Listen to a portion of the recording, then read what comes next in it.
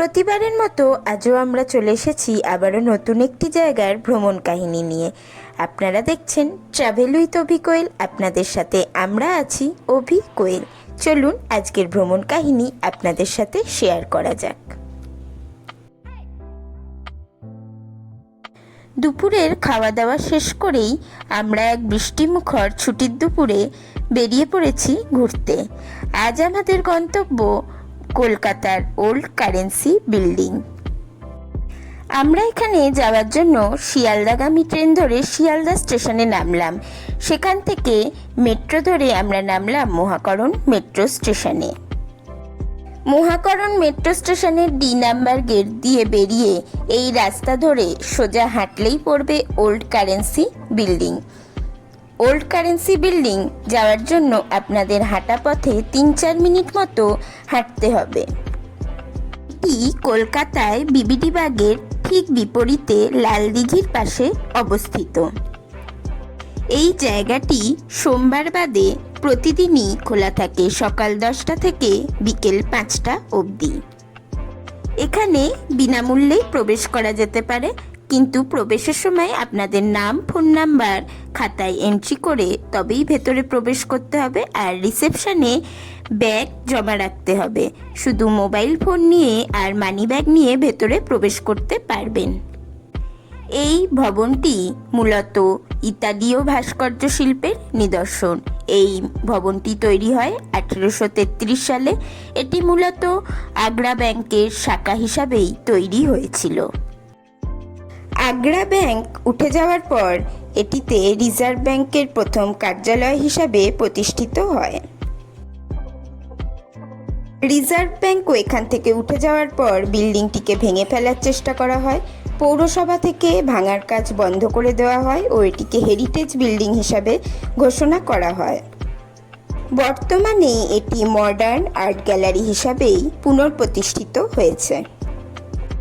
নিচের তলায় 2টি ফ্লোর আছে। প্রথম যেখানে ঢুকলাম সেখানে নাম দেখলাম লেখা আছে বিবর্তন। এই মুহূর্তে এখানে বিবর্তন আর্ট গ্যালারি চলছে। পরবর্তীকালে যখন আর্টগুলো চেঞ্জ হবে তখন এর নামও পরিবর্তন হবে। এখানে কিছুদিন বাদে বাদে আর্টগুলো চেঞ্জ হতে পারে। আপনারা সবাই জানেন বন্দে মাতারাম গানের এই বছর 150 বছর পূর্তি উদযাপিত হলো। তাই প্রথম ফ্লোরটি বন্দে মাতারাম গানের ওপরই থিম করা হয়েছে। এখানকার চিত্রগুলো সবই বন্দে মাতারামের ওপর। আপনাদের সাথে যেটুকু পারছি শেয়ার করছি। এখানকার সমস্ত আর্ট তো ওইভাবে শেয়ার করা সম্ভব না। প্রচুর আর্ট এখানে আছে। যারা আর্ট ভালোবাসেন ও আঁকা পছন্দ করেন তাদের অবশ্যই একবার এখানে ঘুরে যাওয়া উচিত। আমাদের 3টে ফ্লোর ঘুরতে সময় লেগেছে প্রায় 2 ঘন্টা। 2 ঘন্টা আমরা জাস্ট মুগ্ধ হয়ে গেছি এই আর্টগুলো দেখতে দেখতে। এখানে শুধুমাত্র হাতে আঁকা আর্টই নয়, এখানে আলোকচিত্রের মাধ্যমেও বিভিন্ন আর্ট আছে যেগুলো দেখলে আপনারা মুগ্ধ হয়ে যাবেন। আর প্রত্যেকটি চিত্ররই একটা অসাধারণ মিনিং আছে। এর পরের ফ্লোরটা হলো দেবত্ব ও লোকজ প্রতিধ্বনি।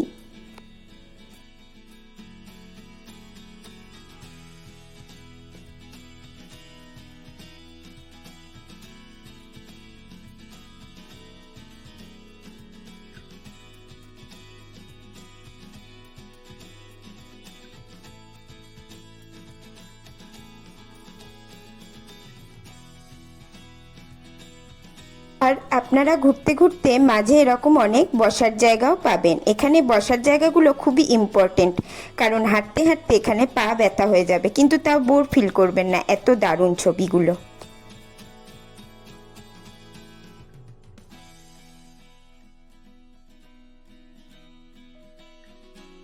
এরপর আমরা ওপরে চলে গেলাম।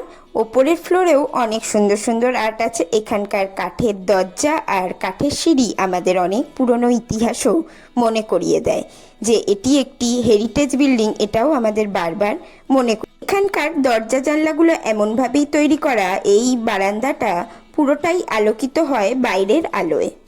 এর পরবর্তী ফ্লোরেরও চিত্র ভাস্কর্য আপনাদের সাথে শেয়ার করে নিচ্ছি। আর প্রত্যেকটা ছবির পাশেই কিন্তু যে এই চিত্র ভাস্কর্য তৈরি করেছে তার নাম আর কি দিয়ে কি উপকরণ দিয়ে এই জিনিসগুলো তৈরি হয়েছে সেটিও উল্লেখ করা আছে।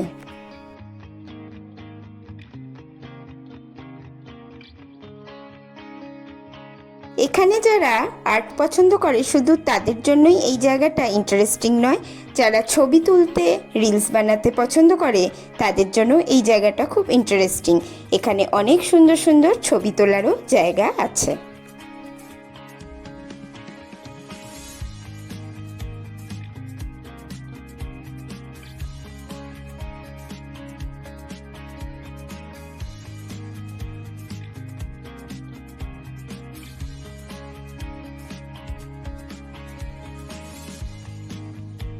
আমাদের জেনারেশন ওয়াইজ কিভাবে ব্রেনের পরিবর্তন হচ্ছে সেই চিত্রটি এখানে তুলে ধরা হয়েছে আর্টের মাধ্যমে।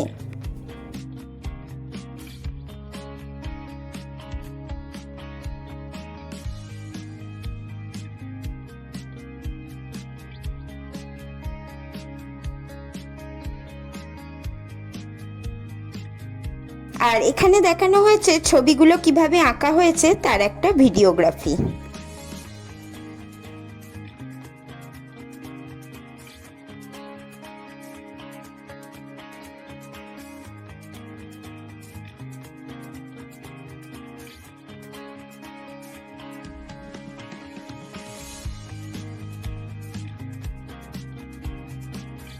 এখানে আলোকচিত্রর মাধ্যমেও কত চিত্র ভাস্কর্য তুলে ধরা হয়েছে।